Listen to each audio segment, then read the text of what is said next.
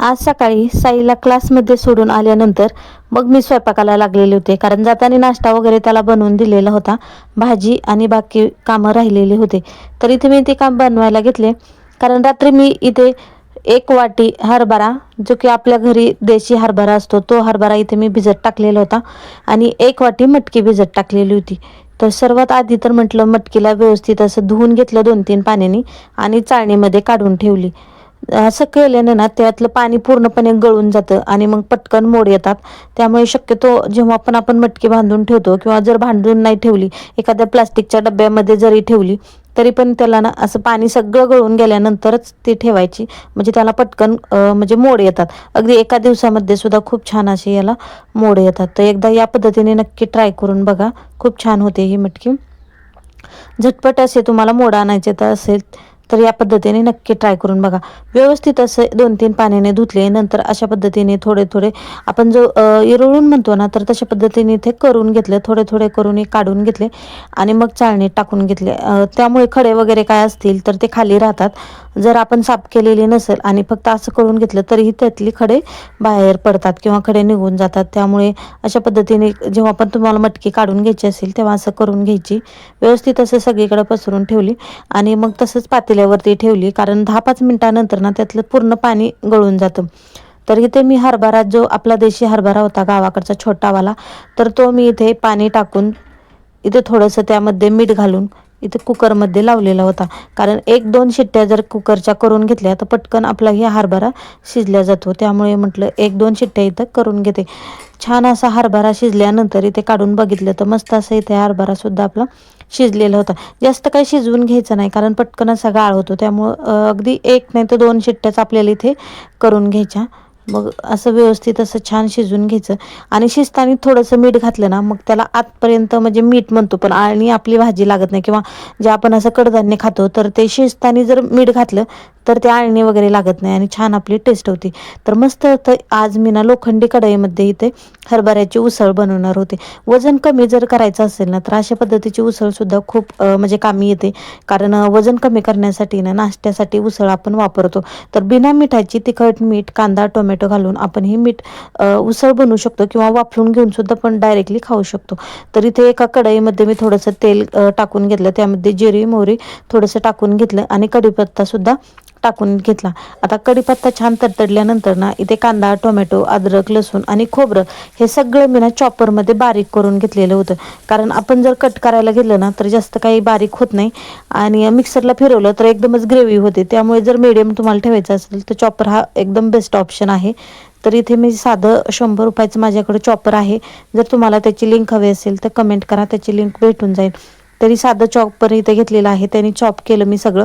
मग नंतर साठवणीचा इथे काळा मसाला, थोडासा कांदा लसूण मसाला, अद्रक हळद आणि लाल तिखट हे सगळं काही मी यावरती टाकून घेतलं. मीठसुद्धा घालून घेतलं थोडंसं, कारण मसाल्यासाठी आपल्याला मीठ लागणार आहे. जरी हरभरा आपण शिजवताना मीठ घातलेलं असलं ना तरीही मसाला आपण परततोय तेव्हा थोडंसं मसाल्यापुरतं चवीसाठी आपल्याला मीठ घालायचे, नाहीतर मग मसाला आपला चांगला चव देत नाही किंवा व्यवस्थित अशी चव येत नाही. मग थोडंसं हिंगसुद्धा मी घालून घेतलं.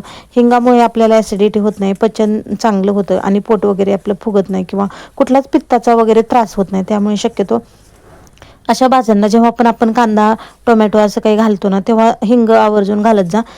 कांदा टोमॅटोमुळे शक्यतो पित्त वाढतं आपलं टोमॅटोमुळे, त्यामुळे शक्यतो हिंग त्यामध्ये वापरायचं. तर थोडंसं इथं मी हिंगसुद्धा टाकून घेतलं. छान असं इथं परतून घेतल्यानंतर ना मग इथे मी याचं पाणी ना सगळं साईडला काढून ठेवलेलं होतं, कारण मला याची उसळ बनवायची होती.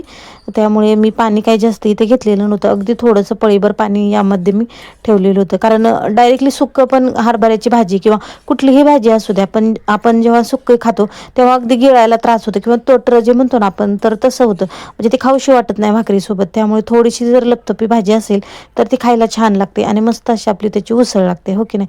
तर इथे छान अशी शिजू दिली मी 5 मिनटं आणि नंतर त्यामध्ये आपल्याला शेंगदाण्याचा कूट घालून घ्यायचा आहे. तेल सुटेपर्यंत छान असं इथे आपण शिजवून घेतलं. अगदी 5 मिनटं शिजायला लागले, कारण आपण शिजवून घेतलेला होता हरभरा, त्यामुळे जास्त वेळ काही आता शिजायला लागलेला नाही. 2 चमचे यावरती मी थोडंसं शेंगदाण्याचा कूट घालून घेतला, व्यवस्थित असं मिक्स करून घेतलं आणि नंतर थोडीशी वरून कोथिंबीर घालून घ्यायची. म्हणजे आपली ही उसळ रेडी आहे. अगदी 2 मिनटंसुद्धा आपण शिजवल्यानंतर आपली ही उसळ रेडी होते. आता एक काळ्या कढईतली, म्हणजेच आपण लोखंडी कढईतलं काही पण खाल्लं ना तर पटकन अशी ती भाजी जी केलेली आहे ना तर ती काढून घ्यावी लागते, नाही तर पूर्ण भाजी आपली काळी पडते. पण त्याच्यातलं लोह आपल्या शरीराला भेटतं आणि ते खरंच खूप म्हणजे महत्त्वाचं असतं आपल्या शरीरासाठी. त्यामुळे शक्यतो जर तुम्ही स्टीलचे भांडे किंवा जर्मलचे म्हणतो आपण, नॉनस्टिकचे वगैरे भांडे वापरतो, त्याऐवजी लोखंडी कढई मध्ये जेवण किंवा स्वयंपाक बनवलेला कधीही चांगलं.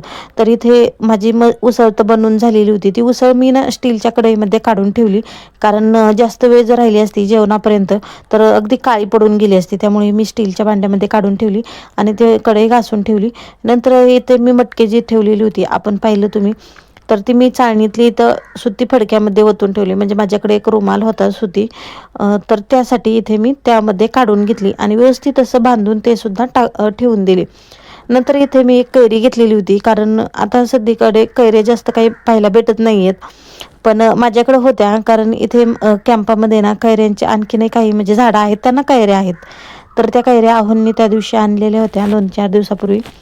तर त्यातलं ती कैरी मी काढून घेतली आणि नंतर ना त्याला असं थोडे थोडे पातळ जसं जमेल तसे स्लाईस करून घेतले आणि त्याला मस्त अशी तडका देऊन आपल्याला त्याचं साधं सिंपल असं लोणचं आपण जे म्हणतो ना, तर आपण जे हळद मीठ लावून करण्यापेक्षा ना अशा पद्धतीचं करून बघा, खूप छान लागतं.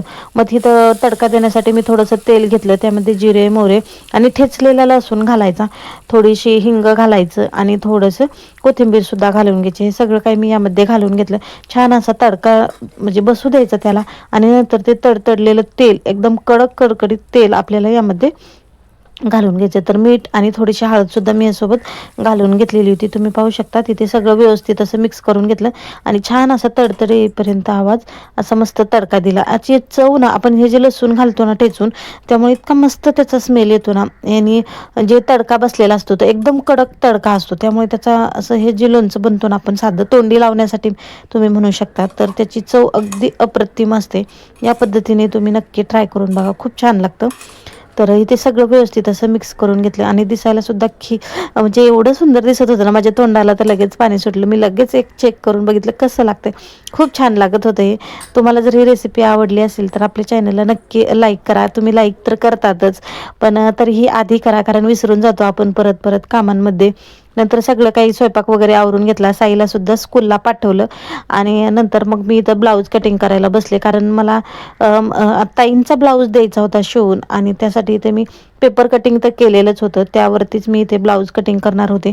पण ॲक्च्युली काय होतं, थोडं जरी माप चेंज झालं ना तरी मग ब्लाऊज बसत नाही, म्हणजे त्याची साईज बसत नाही किंवा ते माप आपल्याला व्यवस्थित बसत नाही. त्यामुळे थोडंसं डोक्याला त्रास होतो अशा गोष्टी शिवताना. जे कोणी टेलर असतील त्यांना माहितीच असेल की कशा पद्धतीचं आपल्याला हे सगळ्या गोष्टींना फेस करावं लागतं, हो की नाही.